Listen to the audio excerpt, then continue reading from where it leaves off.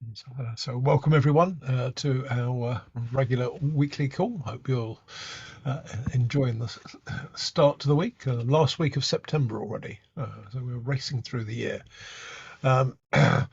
Just by way of agenda, if I share my screen for a moment,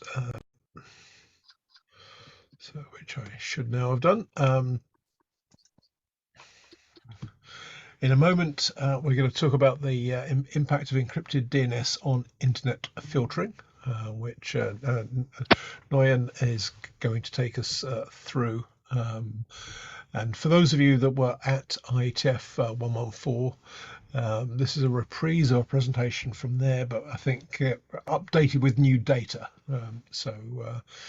We got the advantage of some additional insight and also hopefully a bit more time than Nguyen was allocated during the working group discussion, which was, I think, on one of the last sessions on the Friday at IETF 114. So it felt a bit squeezed for time for what was potentially a very interesting topic.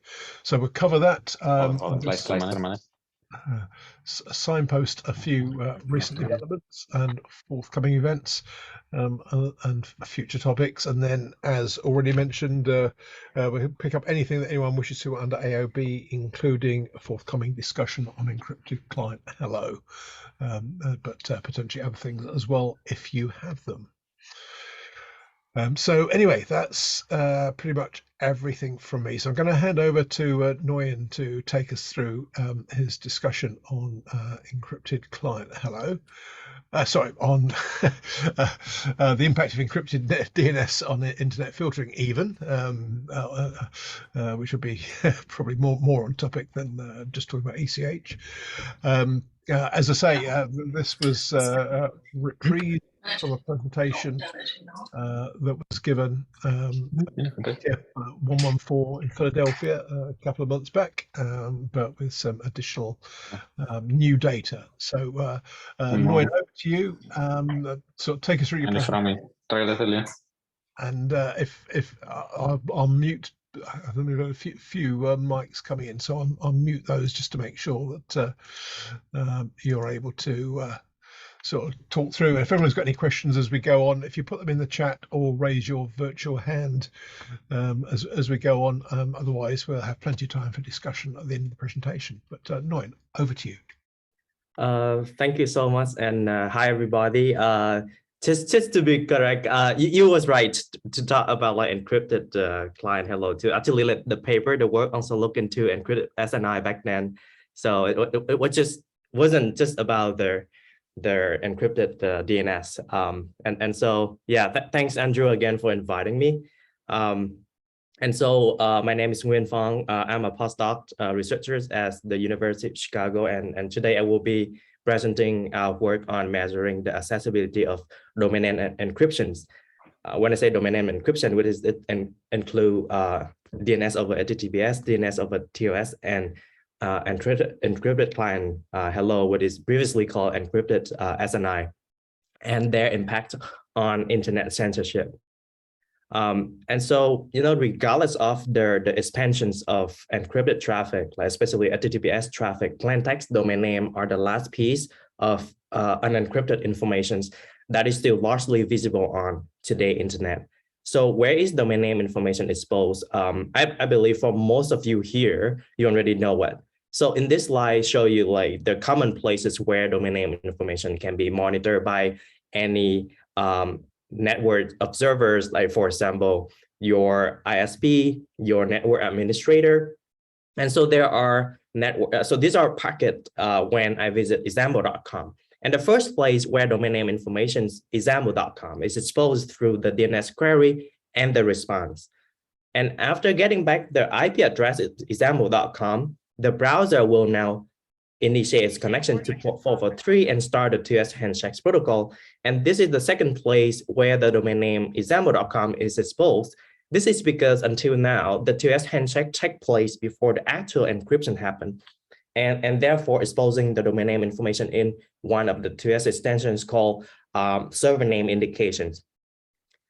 And so the exposure of the domain name information in these two channels has led to many security and privacy problems. make most network connections susceptible to domain name-based surveillance and filtering. And so to address this problem, many domain name encryptions has been introduced and recently including DNS over TOS, DNS HTTPS, and encrypted client hello or encrypted SNI previously. So like in the new setting, the user and the DNS resolver will first establish an encrypted channel. It could be over HTTPS or over TOS, and after that, the DNS query and response, they are sent over this channel. And during the TOS handshakes with the actual web server, unlike in the previous version, since version 1.3, the server name indication extension can also be encrypted. When I say can also be encrypted, so in the TOS 1.3, the encryption of the SNI is optional, so it's not like a must. So you can encrypt it. And this news protocol will prevent any on-path observer from seeing the plaintext domain name, what is previously through DNS and through their server name indication. And so it is clear that domain name encryptions can help improving the security and privacy for internet user. It's also take away the visibility into the plaintext domain name from the network traffic. And so that motivated us to investigate how domain name encryptions impact internet filtering, more specifically, internet censorship. And so we want to know whether any censors out there are blocking domain name encryption technologies. And if they don't, which means if domain name encryption is accessible, can they help with circumventing internet censorship that is previously based on the visibility into plaintext domain name?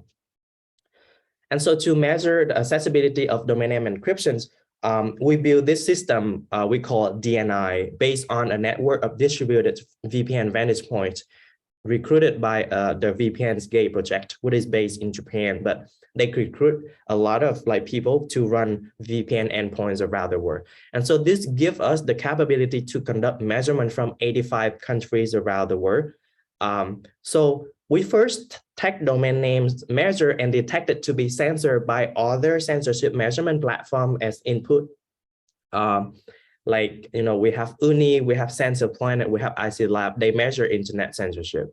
And so we take those domains that reported as censored by this platform and measure them again using our infrastructure to confirm their latest blocking status.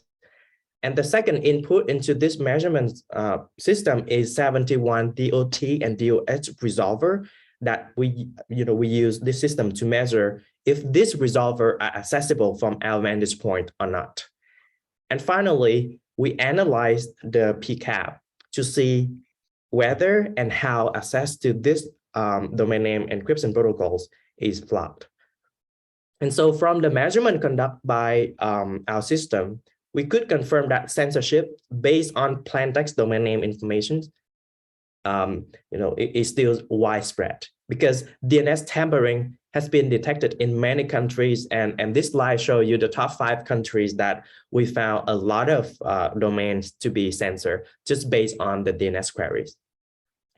And so, but we didn't observe DNS-based blocking of the domain name of the DOT and the US server. When I say that, it means for example, at Google, they have this, the domain name of their DNS server is DOH.DNS.google. Yeah. And then for Cloudflare, you have DOH.cloudflare-dns.com. So back then, at that time, we didn't observe any of that, DNS tampering of those domains.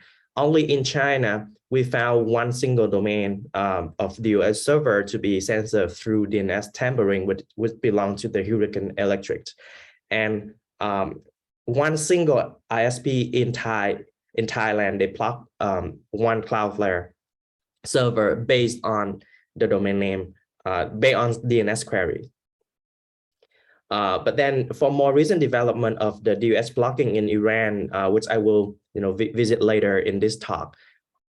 So when conducting the accessibility test for 71 DOT and DOS resolver by sending encrypted DNS query to them, we and so to better highlight this finding, we compute the data of the top 5 not free countries. So when I say not free countries, these are not the country that I define as not free myself. These are the country that define as not free by the Freedom House.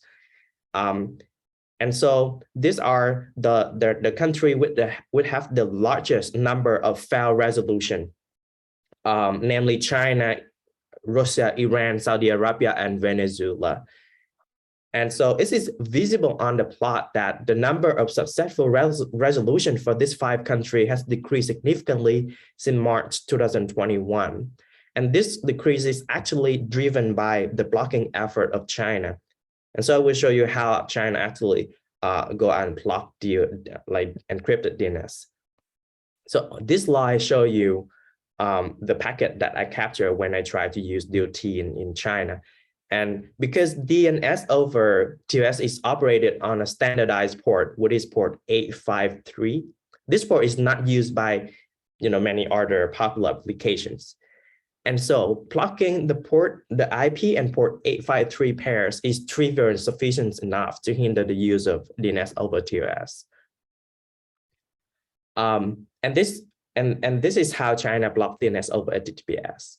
Initially, like when IETF worked on DNS over HTTPS, we say, oh, it's operated on the same port with HTTPS, and what is, of course, a very popular, I wouldn't say very popular, it's the most popular applications on the web, right? And so the IP address, so we say, oh, it runs on port 443. If you block port 443, then you block the entire web. But there's, that is half true, because the IP addresses of popular DOH resolver are widely known. For example, in this case, you can see that I could obtain the IP address of dns.google, which is of course 8.8.8. And then after that, the client start connecting to port 443 of that IP address. And then you see all of the traffic, the subsequent traffic is dropped. So therefore, dropping traffic based on the resolver IP and port 443 pairs is also enough to block DNS over HTTPS service deployed by popular public resolvers. And so like the immediate questions here is, if I was deploying a DOS server myself, and I only use it for myself, would it work? The answer is yes. We tried that in this paper, it worked. So if it's not a publicly like available, like it's not popular like Quad 8, Quad 9, Quad 1, Cloudflare, whatever, then it will work. And also if you change the port, it will work. So sorry, did someone post questions running on port? Yes. Yeah, thanks, Alison, for reminding me that. Yeah, exactly. It run on, it can also be port 443. And when I say port, it like the port that standardized like 853. But for all of this protocol, when you set up your server, you're free to pick the port that you want to run on. And then say if you were using Firefox to configure your DOT or DOS server, you can just put the port that you prefer. I mean, the port of the server you're using. It doesn't just contain to just that 2 port. And so yeah, and here the takeaway is that if you're gonna run this service yourself and use it to be yourself among a group of friends and family, if you run it on a different port, it will still work. Okay. And then here in Saudi Arabia, the way they block DOH server of Cloudflare is a little bit different. So they just don't use IP or port pair or whatever, because Cloudflare, they have a lot of Anycat server. They run their DOS servers on a bunch of different IPs. And so they don't base on IP address. So if you look into this package, what's happening here is like the TCP handshake happened, and then I see the client hello sent out. And so in the client hello, you will see the server name indications here, the Mozilla Cloudflare-DNS.com. Immediately after that, you will see a bunch of reset packet was injected. And so this shows us that they blocked DOH server Cloudflare based on the visibility into the server name indications. So here you can see that this is domain name encryption technologies, but it's also vulnerable to like plain text domain name based blocking. So there's like a chicken and egg problem right here. So when I test in Saudi Arabia, whatever server and with this regular expressions, whatever Cloudflare-DNS.com would trigger reset packet to tear down the connection. Okay, and then in several ASs in Russia, we detect the blocking of encrypted SNI based on the 2-byte signatures of the ESNI protocol. This is just similar to the way China Great Firewall blocked encrypted SNI back in 2020, around like September, December. Encrypted SNI was just like a draft. It wasn't standardized as an RFC. And so like here is the two, like here, this slide show you like the 2 bytes that you will always see when there's an encrypted DNS traffic. And so as soon as they see this 2 byte, they would just inject reset packet. And so that's how they tear down the connections. But the case with Russia is like, it's not like China. China, they do centralized censorship, which means there's this whole great firewall infrastructure. So you most likely will experience the same behavior everywhere in China, regardless. When you go to Beijing, Shanghai, you will see the same type of blocking. But in Russia, they have something called decentralized censorship. So they have a central government. They put out the policy, say, hey, I want to block ESNI. And they give it out to different ISP in different regions, and it's up to them how they're going to do it, how they're going to implement it. So this behavior we observe in some, but not all of the ISP in Russia. And so finally, by using encrypted DNS when crawling censor website, we found that encrypting DNS can actually help bypassing a lot of DNS-based censorship in many countries. And when I say when using encrypted DNS, I should remind you that like earlier, I say a bunch of countries, including some of this country here, blocked their US server. How could I do it? The way I do it was I set up my own resolver using a non-standardized port. And so that's how I could use encrypted DNS. And then I use a vantage point in this country and crawl the domains that known to be censored by traditional, like through traditional DNS resolution. So the result is kind of interesting because you can see that in a lot of countries, including China, Russia, Indonesia, India, a lot of them, like you can bypass DNS censorship by using encrypted DNS. But then in these 2 countries, which is China and Iran, we couldn't bypass a lot of them. Like in Iran, we could bypass 0. In China, like more than half. So the reason why is that not all of the websites support encrypted SNI. Back then, only Cloudflare is the only cloud provider would have a server support encrypted SNI. And so not all of this domain name, they are hosted on Cloudflare. And so they didn't have support for encrypted SNI, and therefore they're still vulnerable to SNI-based blocking. So basically, you resolve a block domain, say facebook.com. You get back the correct IP address, but then still you have to do the TOS handshake. And then in the server name indications, the firewall still can see the domain there, and then that's how they interfere with the connections. But then for the vast majority of domain were previously censored in Russia, in Indonesia, in India using DNS, then if you encrypted the DNS resolution, you will be able to visit the website. And so the key takeaways from our study here is that first, domain name encryptions can help partially circumvent internet censorship based on DNS.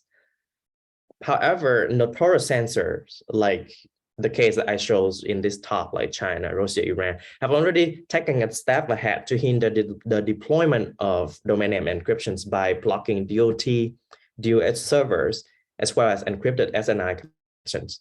And to address the problem, domain name encryption protocol should be designed and deployed in such a way that blocking their traffic is not really an option without causing a lot of collateral damage. So when I say that, no, I mean, previously, like SNI-based blocking is still possible because encrypted SNI wasn't standardized, right? And people are still working on encrypted client hello as an internet draft. So therefore, the next versions of encrypted SNI, what is encrypted client hello, I think it should be adopted widely to discourage censor from blanket blocking, like the way Russia and China block encrypted SNI was just based on the 2 byte of the traffic, right? And then you don't know how many websites behind that IP, and basically you do blanket blocking. Previously, when I give this talk at IETF, I use the word universally there, and then it generate a lot of like discussions and arguments and like why should it be used universally? So I take it back here, and then I should say it should be widely adopted, should not be universally adopted. Why? Because we still have environment like home parental controls, or we have corporate network in which as an administrator of a network, say school network or bank network, you don't want to lose your visibility into the traffic for security purpose. When I say widely adopted, I mean like in residential network, if endpoint internet user, they should have the freedom to choose whether they want to use these technologies or not. And as a country level, as a government level, I believe that government should not interfere with these decisions because that's their choice whether they want to use the technologies or not. But at corporate level, like if you are a bank, sure, this is for your security. Go ahead and block all of those like DOT, DOS server that you don't want to lose your visibility into the network. And I have no problem with that. But as country level lawmakers, I believe that a residential network users, they have their own choice. They should have their own choice of whether they want to use it or not. Okay, and that was this is basically the very last slide that I have from IETF. But here I have another bonus slide, what is the most recent development in Iran that like right now the situation in Iran is really terrible. Like they suppress protests and then they shut down the internet several hours a day. And this is what the UNI team has detected since September 20, which is they go out and blocked all of their popular DOH server. So the immediate question here is like how they block it. And so if you go to UNI website, what happened is when you resolve any of this domain names, it will point to a local IP address like 10.0. something. Of course, it's not going to work. And so that is very simple how they block it. And so to bypass this, what they can do, what the end user can do is if they don't do like IP black holding, like null routing, they can just, instead of putting the domain name in the Firefox configuration for the US server, they put the IP address. And so by putting the IP address, you won't be susceptible to DNS blocking, SNI-based blocking, because in the TLS handshake, there won't be like the SNI server name indication in there anymore. Or if any of you can help with like setting up a private DUS resolver and give it to your friends or anyone you know in Iran to use, that will work too, because they're only targeting popular DNS resolver for the time being. So with that, I would like to, happy to take questions or hear any discussions on this topic. Perfect. Thank you for that, and thank you for the sort of additional update on just to give us some sort of current context, which is also most welcome. So, as you said, Nguyen, there was certainly a lively discussion. I think in the admittedly limited time that was allocated at the IETF. So hopefully we'll have a bit more of an opportunity to sort of discuss some of the issues here. So if anyone's got any questions, by all means, either post them into the chat or use the Zoom facility to raise your virtual hand, and we'll come to you. And Arno got in first. So Arno, if you want to unmute and come on, that'd be fantastic. Yes, hi. Thank you very much for this presentation. So I was not, this was done at IETF 114, right? Yeah. Yeah, okay. So I was not there, so I missed it. Plus with the bad COVID, it didn't help. So the first thing that strikes me, in fact, is, so you are saying that there are already implementations that are blocking ESNI when ESNI actually has never made it as a published standard. So you are saying that there are some countries that created blocking to ESNI when it was not even published, even it's not even finished? Yes, the first country was China, and the timing was 2020, if I remember correct, is October or like September, just one of that 2 months in 2020. That is just, like 2 or 3 months after Cloudflare. They say, oh, we're gonna start encrypted SNI support on all of their domains that we are hosting. Sorry, I shouldn't use the word hosting. Cloudflare, they don't host website, they proxy website, just to be correct. So any websites doing CDN through Cloudflare will have this capability of, support encrypted SNI. And back then, the protocol was really sticking out. So China sent out a very clear message there is that, let me see what you're doing or you're not gonna do it, right? If I see that 2 byte, good luck with whatever domains you try connecting to, a censored one, not a censored one, we will just tear down the connections. And back then, only Firefox browser 7, if I remember correctly, it was Firefox 78 for us to conduct this measurement. Because after that, that accident happened, then Firefox actually rethink, and then they stop support ESNI on a newer version. But in a newer Firefox version, right now you can have encrypted client hello enable. Yeah. Okay, so thank you for that. So the second piece is on your last slide. I am colorblind, so there are 2 colors that I completely confused. I think the OK and another one, so I could not read correctly the charter, but at least I could see. I think you got a red on the right side, right? So there's a lot of red colors. So okay, so but there are things I could not distinguish, but maybe you can make me blue or something. No problem. But it's just for disabled people. It's it's difficult to read. My bad. No problem. So then, of course, I appreciate that universal was removed as widely because I tried to find a solution on privacy versus security. So I'm not talking censorship, of course, right? But so the thing is that, I know that some people are very opinionated on that, but privacy and security are linked together, right?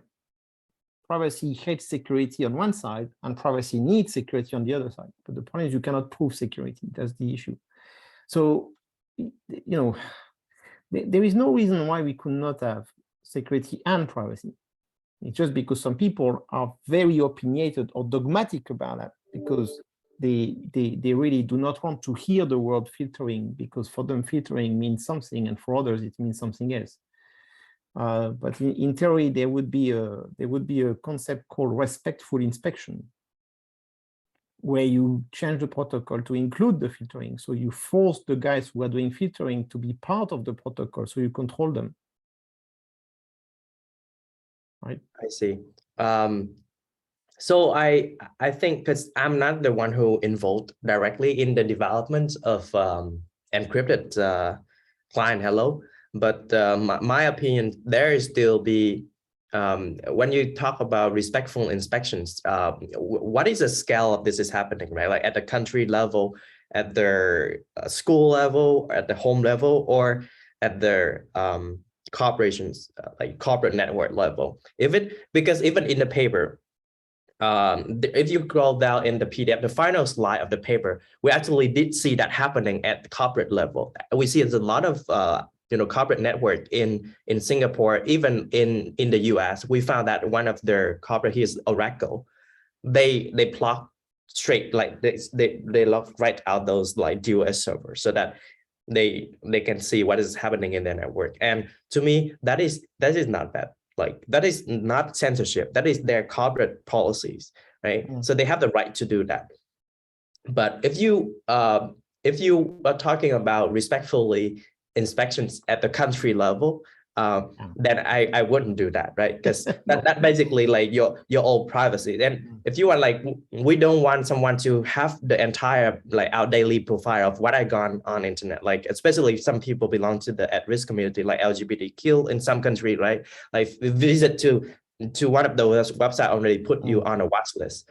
And so if it's at corporate level, one of the easiest solution would be, okay, go ahead and block out all of that technologies that you, all of that server that you know, and force people to use, if they want to, a DOS server, then use the one that you control, right? Then you still have the visibility into what is being resolved.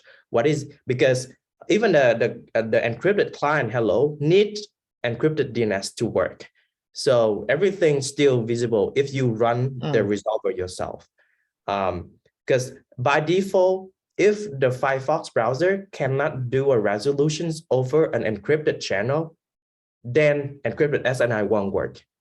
Right? So they won't look for the public key of their encrypted to encrypt the SNI through a plain text channel. So there's a fallback option there. So if they detect that DOS server is accessible, then it will continue with encrypted SNI. Otherwise, it will fall back. So what that behavior I observe when we conduct the measurement. And yeah, so I totally agree with you on privacy and security. They go in pairs. Like they're not like, if you have this, you don't have that. And from the standpoint of antivirus or like company, you even like Symantec, they have the product called endpoint protections, right? So user, like for example, at my university, the university would require all of the student, employee, staff, whatever, install that piece of software in the computer and give it the privilege to monitor the traffic coming out from the computer too. So that is like endpoint protections right there. But if this is at like ISP scale, regional scale, or country scale, then my immediate response to that is like, we should do that. Okay.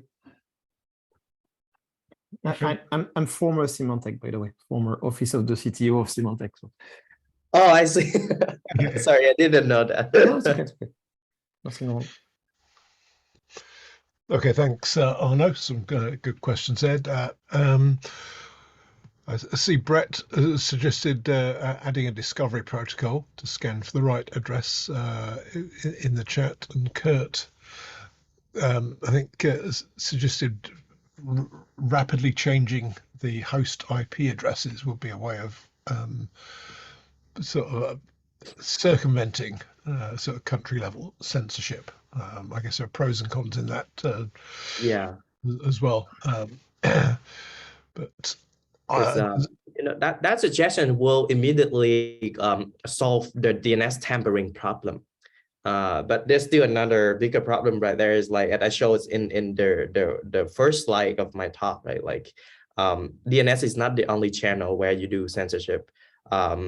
You still when you do the TSN check, the server name indication is still there. And right now, encrypted client hello is still not standardized. And immediate thing that I can think of is like, if encrypted client hello is standardized, they will, they will block entire IP address for those countries like China or Russia. Like Russia, like before, when they have the game with Telegram and Signal, right? Like they host, they keep changing the IP on AWS, and then they basically just block the entire prefix. Like, I don't care what is on there. if they want to play the game with them, then, you know, like, and then it impact like all of like Visa, MasterCard payment system, because they impact, like they run on AWS too. But then the takeaway from those accidents is that normally like very aggressive censor like China and Russia, they really don't care about collateral damage, especially when it comes to China payment system. They basically have a service to replace whatever we have in the West to run. And so they don't care if they cost collateral damage. When we say collateral damage, it's cost collateral damage to the hosting company. And so that's why over the years, you see one by one, first was AWS, then come Google, then come Microsoft, Azure. They stopped supporting domain funding. Right? They're like, okay, you use domain funding on my infrastructure, and then they say, oh, this for security reason. But of course, internally, I believe that there's also like some damage to their users who have nothing to do with censorship or anti-censorship. And so like Signal happened to host on the same prefix with Visa card. And then people couldn't use Visa in China, Russia, when they blocked the entire prefix. Then Amazon like, hey, look, like you just a couple of websites who provide you know, democracy information, so whatever information that those government don't like, but you also damage the business of people who do nothing about this, right? So so what the takeaways from those cases was like this company normally anti-censorship is often given second priority here. Yeah, or to be fair, I guess, well, I would imagine that Visa probably is a much more important customer for AWS than say Signal. So and equally probably a whole bunch of others that would also be affected, as you say, as collateral damage in those sorts of scenarios, which becomes quite problematic for the company that's either hosting or proxying those services. So it gets complicated. Arno, I think you've raised your hand again. So do you want to come back in? Yeah. So yeah, so in fact, I think I had a long discussion with Kenji Bao the other day, the Google PM of Chrome. Well, I think the problem we are seeing here is that you are leaning to is that there are different subcontexts, and we are trying to take a big hammer with one solution for all the subcontexts. And as we can see, it doesn't work. So the second problem is that we have no ontology for interception.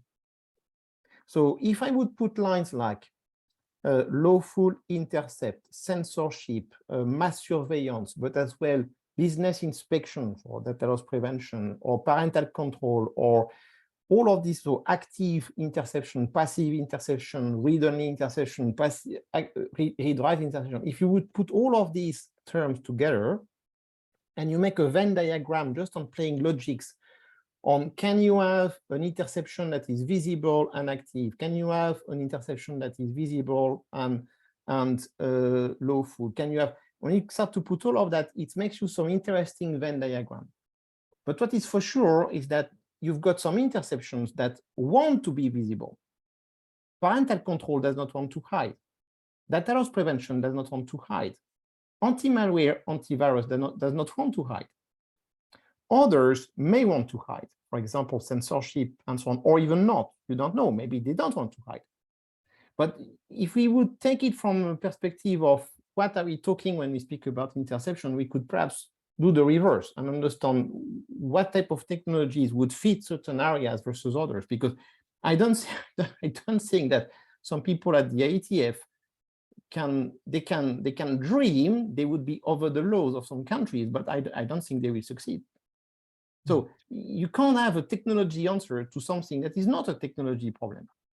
Now, let me show you the type of things that I have in mind. So I'm Swiss. In my country, I absolutely trust my police, right? And when you have to hunt for pedophilic people and so on, you need to have lawful interception. So I understand that if I would be in another country, that would be very different. But in my country, I do trust. So it's funny because if I would do an interception model that would say, can I detect if on the line there is another party that is trying to intercept you and I declare it to you, If the person at the other end of the line is a pedophilic person, I am indicating him exactly what I don't want. So if you start to look at it from a design perspective and not just a technology perspective, and you start to pile up your design core constituencies that are anthropology, ethics, law, and technology, and not just technology, then you have a very different picture of this whole problem. I see. Yeah, that is very insightful story there. It's like, because I do believe that different countries have different weight of thinkings about like laws, and even like back in Asia, like in Vietnam, in China, we have something called like cyber sovereignty. Well, internet is the one piece of connected networks, but then you define something called cyber sovereignty that, okay, this is inside the country, there's a boundary between my country network and like the rest of the world. So I do believe that it's a very, very challenging topic to say there.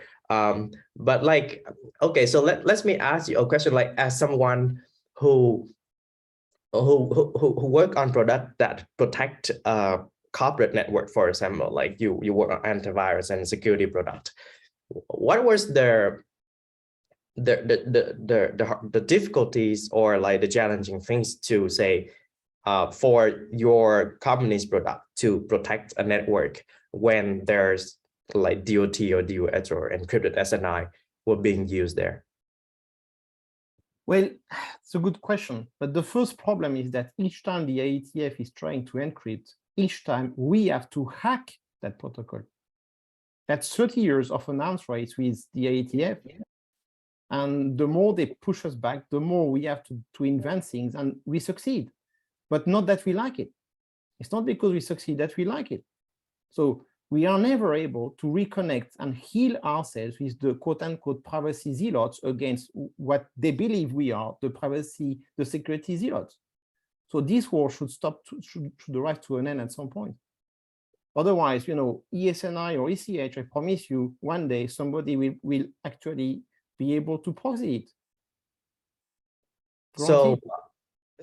So yeah, like as I would say, because even like I have a couple of other papers to actually look at whether all of this technology actually will give the people the privacy that they was wanting for. For example, like people all talk about domain name level, but 50% of their websites out there is hosted on a single IP address. That if you can do reverse DNS lookup, you'll see the IP. You don't even need to see the domain name, then you know the website they were connecting to. But again, the problem of, okay, so in that case, wouldn't your customer as corporate network, can they enforce something like, you know, blocking all of those popular resolver and run internally a resolver that you have the right to look at all of the logs, instead of like you have to go all the way out and you know, do traffic analysis and attack all of this protocol? So, well, you can think about these things, but each time this is adding the cost. Each time you add the cost of the defense with, you know, I mean, if you would, the fundamental problem is that people who believe encryption equals security are wrong. They don't understand all the other things that the security operational team has to do with it. So it starts with, okay, now we have to look at all the logs, but can you trust the logs? No, you cannot. As we say in my old days, I'm not young anymore, the network never lies. The logs can always lie.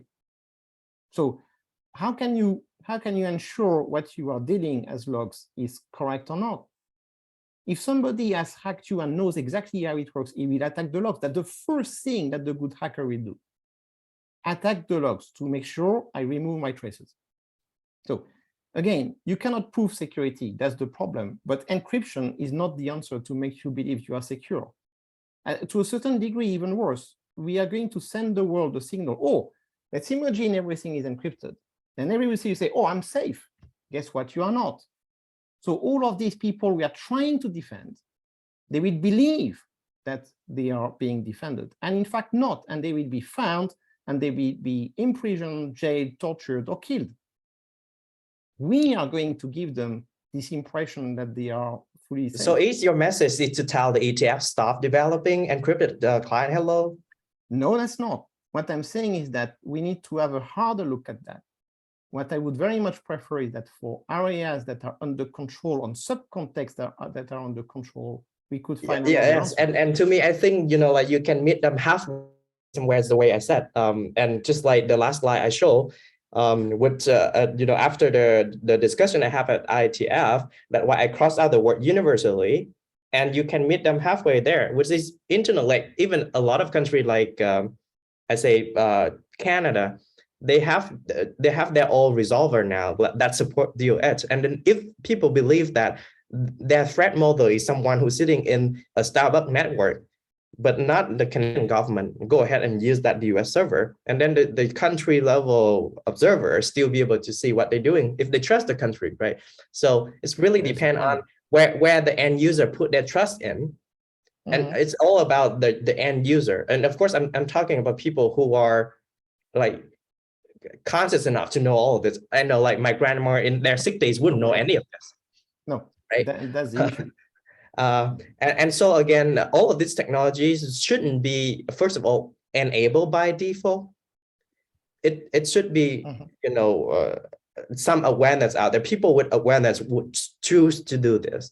And if your customer are corporate network, totally, I would say block all, do whatever you can do to block all of encrypted DNS traffic, run a resolver that you can have lock on. But again, even if I say if ECS will never be standardized tomorrow, as a hacker, they will have their way to encrypt traffic anyway. So it could be a long story, but I really appreciate the debate. I could just leave you with another piece of thoughts. The corporate people, a big bank, they would love ECH for their online services, but they would hate ECH for their internal use. So it's not that we don't like it. It's more about, my problem is more that there is a party that is doing it for a completely different reason than privacy. They do it for a business interest. So the same, the intention of a party doing it at ECH, is it really for the interest of privacy? So I'm saying the debate is not closed. We should have a harder look. We should work more, and ECH as it is today is not ready. I totally buy that. Of course, privately inside myself, I do have some opinion about all of this, like people and hosting company who push out for this protocol. But here I try to be vendor neutral, so I'm gonna go like I don't like Cloudflare, I don't like Fastly, whatever. But yeah, I totally with you on that. There's some business model behind that too, when it push for this, because like back then, if anyone hosts their own website on a single IP on AWS, encrypted domain doesn't help with privacy. I can reverse mapping back to the IP. But why Cloudflare is pushing for this? Because now they can host millions of websites behind one Anycast IP, and that's why it works. So you gain some K anonymity property here that that is how encrypted domain name gonna give you some privacy. So sure, like why someone pushing for it, why someone not pushing for it, and yeah, I totally with you on that. Let me interject there, because just we're keeping an eye on the time. I've seen some interesting comments, which I'll just read out, just to note them from the chat.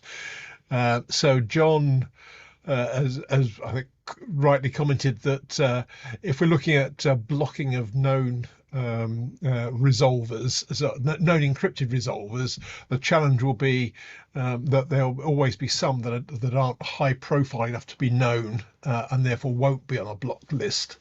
And I guess if I had malicious intent, say in a financial services organization, I could probably set up my own hosted resolver and not publicize it for that purpose. So yeah, there are always ways around block lists in that regard. Tommy has sort of talked about there are different motivations behind end-to-end encryption, and potentially if you're comfortable with your government in that context, I'm paraphrasing what Tom has said here, then potentially you can use a sort of a government-backed resolver. I think that was the gist of the comment. Apologies if I paraphrase that badly, Tommy. And also that all parties have got their own biases. Alice has come in with noting that part of the issue here is you can't force how client software behaves, and that's potentially the risk that malware will misbehave and sort of behave in a way that's unintended and probably unknown to the user, which is a problem. And I can't easily see a way of summarizing Tommy's last. I guess again different motivations for why people behave. Maybe two final thoughts before we move on, which we haven't touched on. One is to be aware. Well, perhaps finishing off the last line of thought, for those sort of people that are under threat in particular communities, we maybe have completely overlooked the fact there are probably better tools anyway, like the Tor browser, that actually are rather more secure than any of the things that we've been discussing here, and are actually designed for that purpose from the ground up. So maybe that's the right way of using them. And the other thing, which we haven't really touched on also, the more we go with encryption in things like this, it's worth bearing in mind that sort of DNS data and certainly SNI data are important indicators of compromise. So from sort of practicing information security specialists, there are significant downsides to encrypting them, because actually your attack surface has got a lot worse by doing so, which I guess is probably more from a corporate perspective. But one we shouldn't overlook. But anyway, Nguyen, as before, a thought-provoking discussion. So thank you for sharing the slides, and in particular the updates. That's very much appreciated. Hopefully plenty of food for thought for people to take away from this call. Let me just very quickly, in the last couple of minutes, cover a couple of things, and I'll come back to Arno in the final few seconds to talk briefly about ECH. So do bear with me for a moment. So a few recent developments. I won't go through all of these. I'll share these afterwards, and they're all in the weekly headlines. I'll commend to you the article at the top from a totally biased point of view. So if you have a chance to go on the Right Labs blog, since we're talking about encryption versus security, you'll see a short piece that I've written on there. Comments on that welcome if you have the time. Also, there's a list of the sort of top free and public DNS servers. It's worth a look. Entirely subjective whether you think that's a good list or not, but it's reasonably comprehensive in as much as these sorts of lists can be. So it's worth a look, even if you disagree with the conclusions that they've made. I just sort of final thing on that slide, just a reminder, the cutoff has been passed for the early bird rate for IETF 115, but the next cutoff is towards the end of next month for the standard rate, and that coincides with the cutoff for internet drafts, which is 24th October at 23:59 UTC. So there's roughly a month to go for any drafts that people want to submit. Probably nothing noteworthy. There hasn't been a significant change on forthcoming events, so I'll just pass over that. There's plenty of stuff to come sort of through this quarter, and ICANN, of course, is just behind us now, so some quite substantive events that have just happened. And finally, just a reminder that I'm assuming Peter's still on the call. I'm hoping he's okay next Monday to talk about DNS abuse. Hot foot from discussing the same topic in Kuala Lumpur last week. So and that will be the next thing on our agenda.